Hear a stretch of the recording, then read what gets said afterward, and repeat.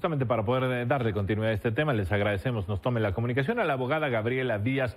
Buenas tardes, abogada, bienvenida a este espacio. Cuéntenos, por favor, ¿usted qué opina de todo lo que está sucediendo en torno a ello?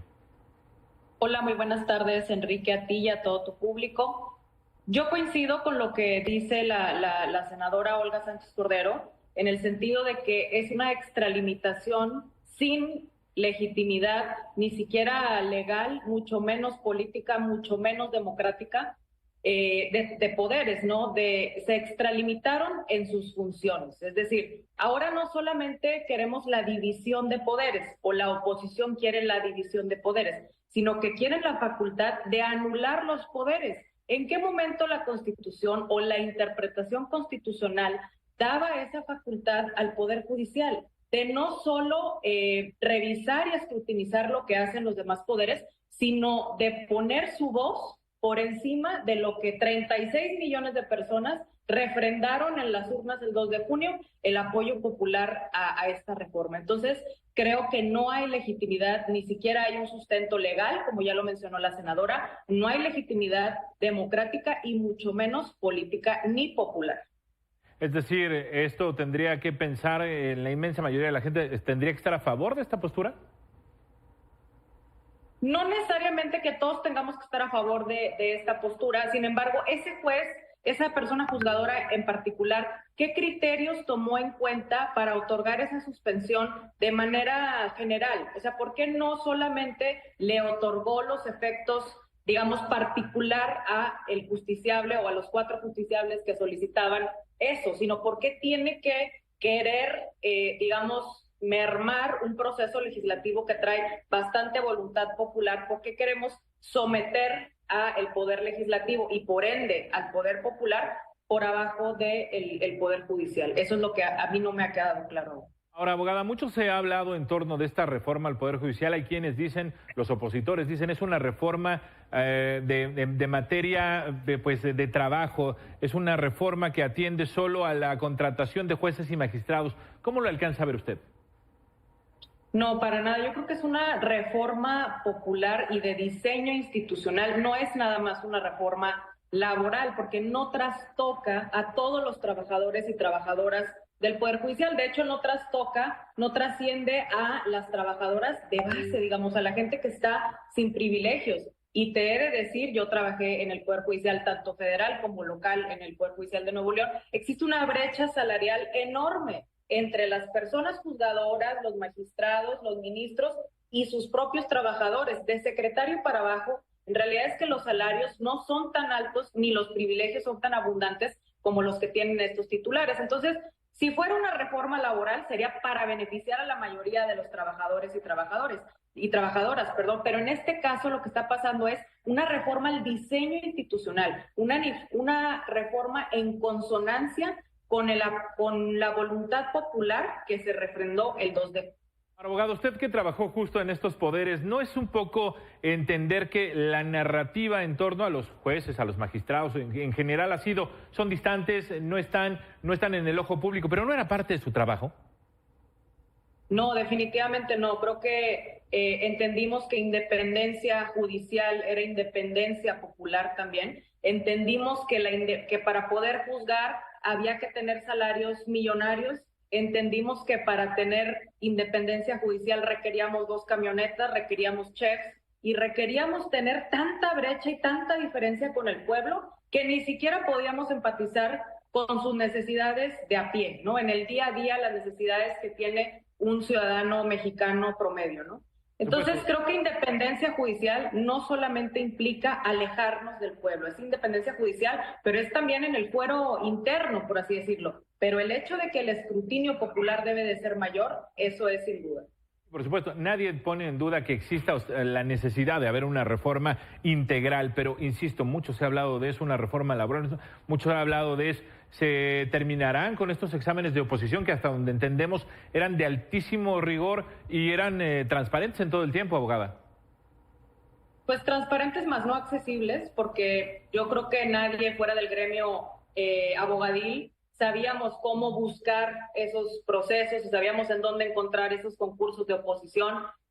La verdad es que eran muy poco accesibles. los exámenes no son perfectos, son bastante perfectibles. Y de nuevo, a ver, ¿queremos tener perfiles técnicos muy sólidos? Sí, pero queremos tener también gente con perfiles éticos muy sólidos. Y para eso, ¿cómo se evaluaba anteriormente en los concursos de oposición?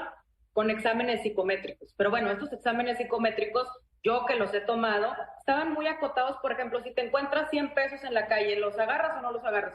Son una cuestión que realmente no abarca el perfil integral de una persona. Y ahora no solamente lo vamos a ver en todos lados, en el noticiero, aquí en Milenio, en todas partes, ¿no? Sino que además va a haber un factor que va a igualar democráticamente la posibilidad de todas las personas abogadas, que es la tómbola. Previo a sacar a los candidatos, se van a definir por tómbola, que es un factor hiper igualitario, hiper democratizante, y después las personas que hayan sido elegidas por carrera judicial y que proponga el Poder Judicial, claro que van a seguir teniendo posibilidades de estar a través de la carrera judicial, pero bueno, vamos entonces ahora a tener otro tipo de perfiles, no solamente la gente de carrera judicial.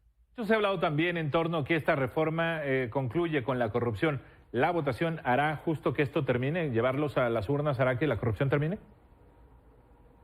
Creo que es una narrativa equivocada decir que la reforma acabará con la corrupción. Creo que la reforma es un medio, no es un fin en sí misma. Es una locura pensar que una reforma va a cambiar una realidad social que lleva más de 40 años funcionando de esa forma, pero definitivamente es un paso en la dirección correcta, lo he dicho.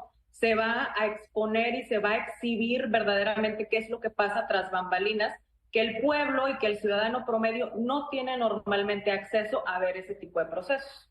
Estados Unidos se lleva hace muchos años esta situación de llevar a las urnas a los jueces. Allá se ha filtrado y ha habido acciones importantes de grupos de poder que terminan por colocar a sus jueces, a sus magistrados. ¿No corremos ese riesgo aquí también un poco? Para nada. ¿Por qué? Porque los candidatos que se van a proponer a través del Ejecutivo y el Legislativo, primero pasan por el filtro de la tómbola, o sea, cualquier persona que tenga título en Derecho y que tenga 5 años de antigüedad puede entrar a la tómbola. Las campañas son en medios públicos, salir a debatir. No hay posibilidad, digamos, desde el diseño de que esto ocurra. Ahora, en la realidad, hoy por hoy, inclusive con la carrera judicial, es una realidad que los intereses económicos perversos, fuertes, tanto grupos fácticos como de delincuencia organizada o grupos empresariales con muchísimos abogados y muchísimo dinero, han cooptado al Poder Judicial. Esto es una realidad hoy que existe la carrera judicial. Ampliemos entonces la posibilidad para que cualquier persona que cumpla los requisitos legales pueda entonces ser persona juzgadora. Pues bajo esa premisa, abogada, ¿no estarán preparando ya estos grupos fácticos de poder, legales o no, ya sus propios cuadros para cuando venga la convocatoria tenerlos listos?